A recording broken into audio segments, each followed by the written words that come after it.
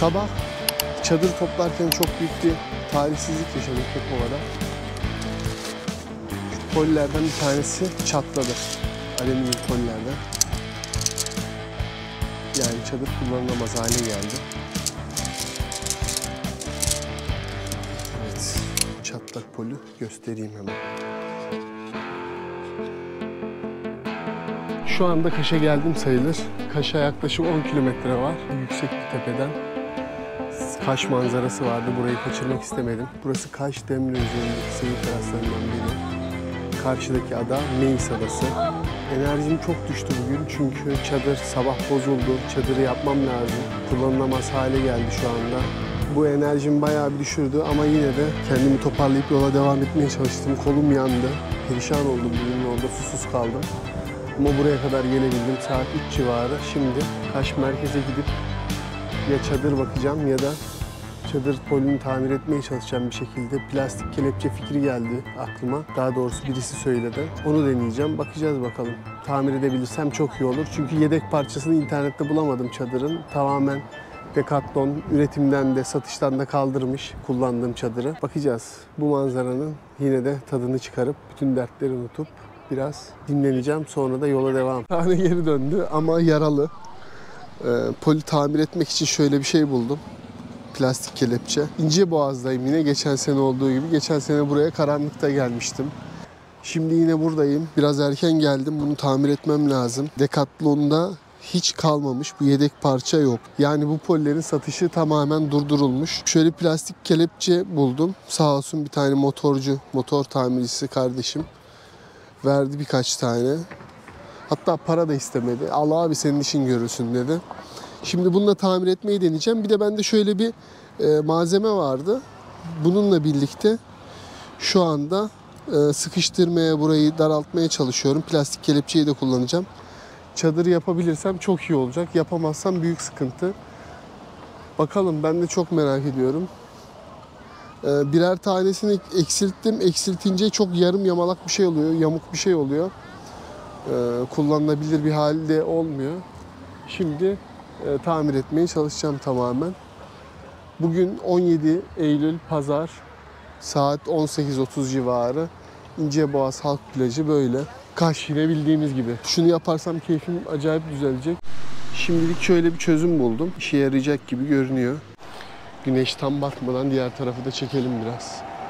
Anın tadını da çıkaralım. İnceboğaz, Kaş'ın en meşhur plajlarından biri. İki tarafta da sahili var. Burası 8'de kapanıyormuş. Bu tarafa girelim. Şezlong, şemsiye 75-75 diyor bak.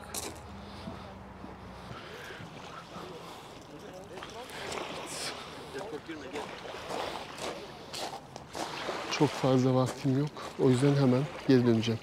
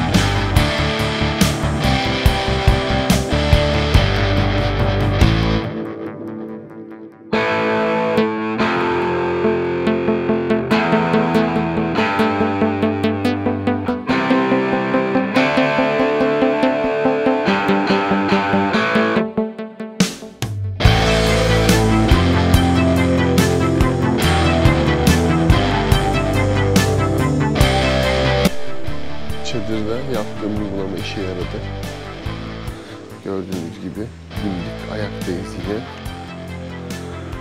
Bu kısmı da şuraya getirdim. Gözümün önünde olsun, başta olsun diye. İnce boğazlı sabah böyle. Karşıdaki ada, binaların olduğu yerdeyiz. Tatlı bir teknemiz. Sabah erkenden yola çıkmış. Ben de yavaştan toparlanıp Kaş'ı gezmeye çıkacağım. Kaş'ta bugün gezsem mi, gitsem mi, neye karar versem diye düşünürken bagaj sistemi arıza verdi. Sanayiye geldim. Burada çantalar jantlara değiyor. Hatta bir tanesi hasar bile görmüş. Şimdi buraya parça yapmaya çalışacağız. Bakalım olacak mı? Olursa güzel olur. Turun devamında rahat ederiz. Ustam şöyle bir parça yaptı. Eski parça şu malzeme. Özellikle akşamları Kaş'ın en keyifli noktalarından biri burası. Kaş Antik Tiyatro. Ben burada gün batımını izledim. Güneş karşıdaki adayla yarımadanın arasından batıyor. Muhteşem bir gün batım görüntüsü var burada. Akşamları da burası neredeyse tamamen doluyor. Hem Kaş hem de gün batımı manzarası izlemek için Kaş'a gelirseniz mutlaka Antik Tiyatro'ya gelin.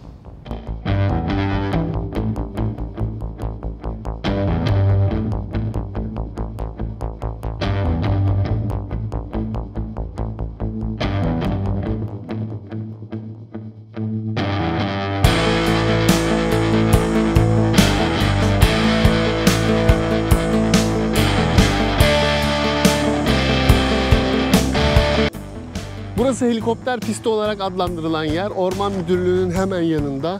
Kaş'ın en güzel noktalarından birisi şu yeşil brandaların göründüğü yer. Küçük Çakıl, hemen orada küçücük bir sahil görünüyor. Burası Büyük Çakıl.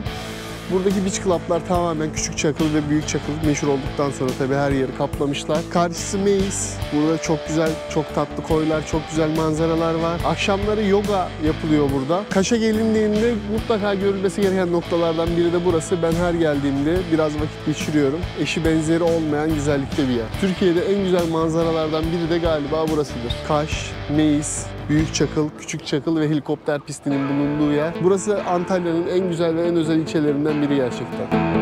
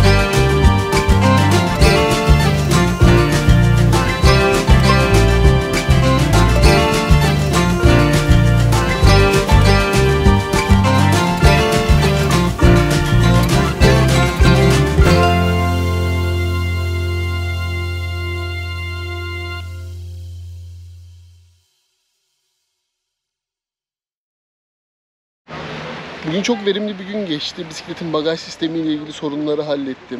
Aletleri şarj ettim. Ondan sonra çok güzel çekimler yaptım. Su altı çekimleri yaptım. Bakalım beğenecek misiniz? Çok merak ediyorum nasıl olacak görüntüler.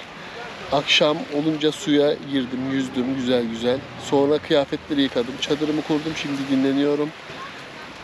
Çok güzel bir gün geçti. Kampım hazır. Kıyafetlerimi de yıkadım. Mis gibi oldu. Yarına tamamen hazırım. Kanala abone olmayı, videoları beğenmeyi unutmayın. Kendinize iyi bakın.